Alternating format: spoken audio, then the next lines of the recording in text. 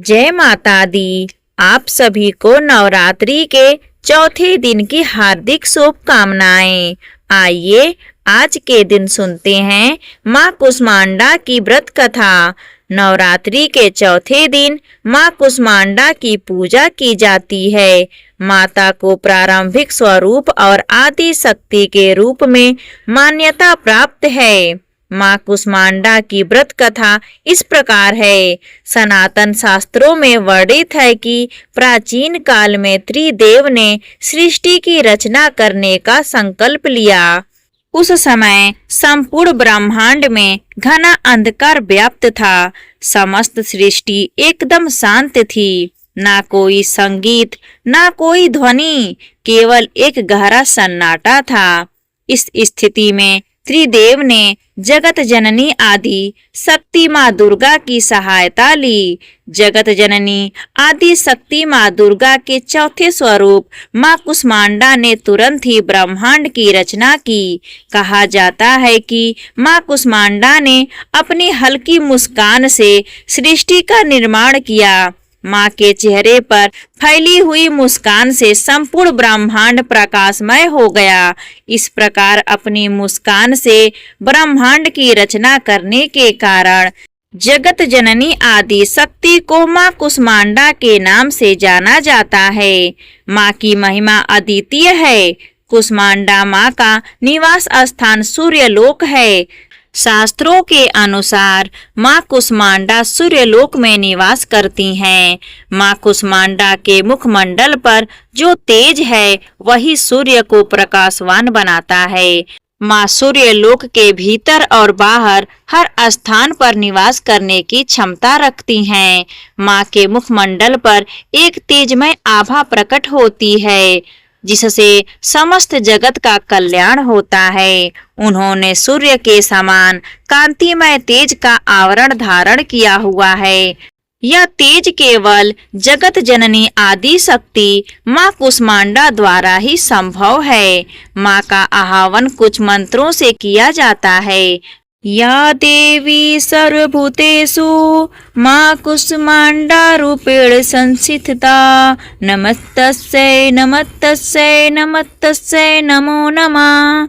माँ ने अपने हल्की हंसी द्वारा अंड यानी ब्रह्मांड को उत्पन्न किया था, इसलिए इन्हें कुष्मांडा कहा जाता है। संस्कृती भाषा में कुष्मांडा को कुमड़ा कहते हैं, इसलिए माँ को कुमड़े की बलि दी जाती है।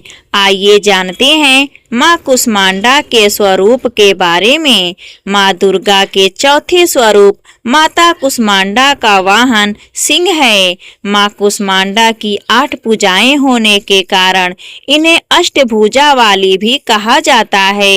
इनके 7 हाथों में कमंडल, धनुष, बाण, कमल और अमृत से भरा कलश, चक्र और गदा नजर आता है और 8वें हाथ में जप की एक माला है।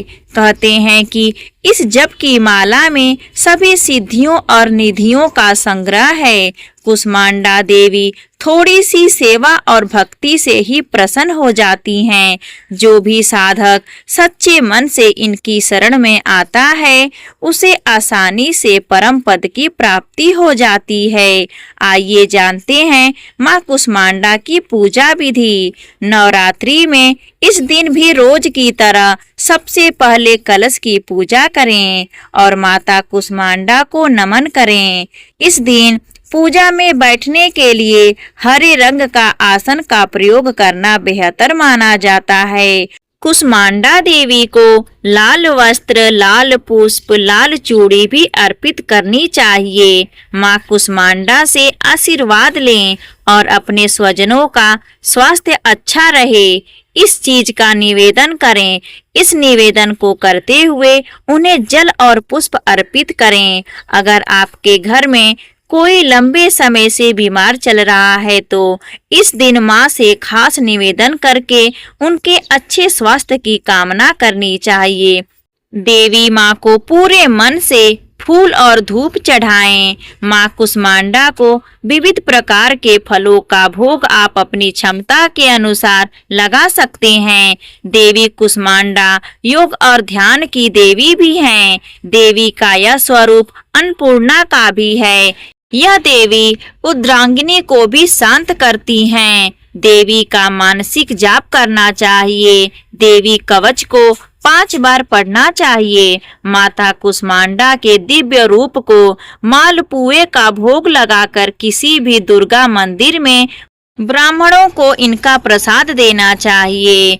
इससे माता की कृपा स्वरूप उनके भक्तों को ज्ञान की प्राप्ति देती हैं, बुद्धि और कौशल का विकास होता है और इस अपूर्व दान से हर प्रकार का विघ्न भी दूर हो जाता है।